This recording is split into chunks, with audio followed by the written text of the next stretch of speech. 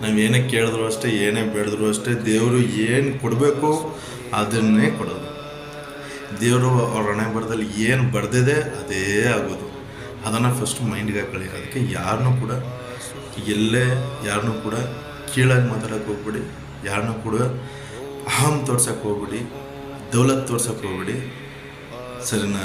ಯಾರಿಗೂ ಹಂಗೆ ತೋರ್ಸೋಕ್ಕೆ ಹೋಗ್ಬಿಡಿ. ಯಾಕಂದರೆ ಯಾರ ಲೈಫ್ ಹೆಂಗೆ ಚೇಂಜ್ ಆಗುತ್ತೆ ಅಂತ ಹೇಳೋಕ್ಕಾಗಲ್ಲ. ಪ್ರತಿಯೊಬ್ಬರೂ ಕೂಡ, ಎಲ್ಲರಿಗೂ ಈ ಪ್ರಪಂಚದಲ್ಲಿ 130 ಕೋಟಿ ಜನ ಯಾರು ಇದ್ದಾರೆ, ಎಲ್ಲರೂ ಕೂಡ ದೇವರು ಅವರವ್ರ ಯೋಗ್ಯತೆ ತಕ್ಕಂತೆ ಅವ್ರ ಲೈಫು ಸಾಯ ಗಂಟ ಇರೋದು. ಸರಿನಾ? ನೀವು ಅರ್ಥ ಮಾಡ್ಕೊಳ್ಳಿ.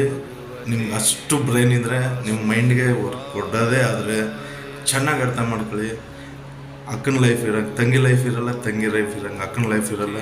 ತಮ್ಮನ ಲೈಫ್ ಬೇರೆ ಇರುತ್ತೆ, ಅಣ್ಣನ ಲೈಫ್ ಬೇರೆ ಇರುತ್ತೆ, ತಂದೆ ಲೈಫ್ ಬೇರೆ ಇರುತ್ತೆ, ಹೆಂಡತಿ ಲೈಫ್ ಬೇರೆ ಇರುತ್ತೆ, ತಾಯಿದರ ಲೈಫ್ ಬೇರೆ ಇರುತ್ತೆ. ಅರ್ಥ ಮಾಡ್ಕೊಳ್ಳಿ.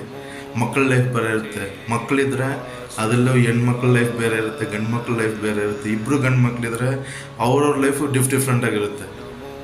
ಅದಕ್ಕೆ ಹೇಳೋದು, ಅವ್ರ ಯೋಗ್ಯತೆ ತಕ್ಕಂತೆ ಲೈಫ್ ಕೊಡೋದು ದೇವರು.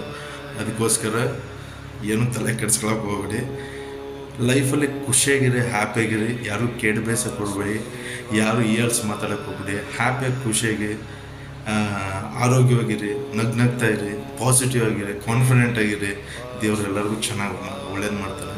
All the best. ಲಾಸ್ಟಲ್ಲಿ ಹೇಳ್ತೀನಿ, ಅವ್ರವ್ರ ಯೋಗ್ಯತೆ ತಕ್ಕಂತೆ ಅವ್ರ ಲೈಫ್ ಇರುತ್ತೆ. ಅವ್ರವ್ರ ಮನಸ್ಸಾಕ್ಷಿ ಯಾವ ಥರ ಇರುತ್ತೆ, ಅವ್ರದ್ದು ಆ್ಯಟಿಟ್ಯೂಡ್ ಯಾವ ಥರ ಇರುತ್ತೆ, ಅದನ್ನು ದೇವರು ಲೆಕ್ಕಾಚಾರ ಹಾಕ್ತಿರ್ತಾನೆ, ಲೆಕ್ಕಾಚಾರ ಹಾಕ್ಬಿಟ್ಟಿರ್ತಾನೆ ಅಷ್ಟೇ. ಆ ಥರನೇ ಅವ್ರ ಯೋಗ್ಯತೆ ತಕ್ಕಂತೆ ಅವ್ರ ಲೈಫ್ ಇರುತ್ತೆ.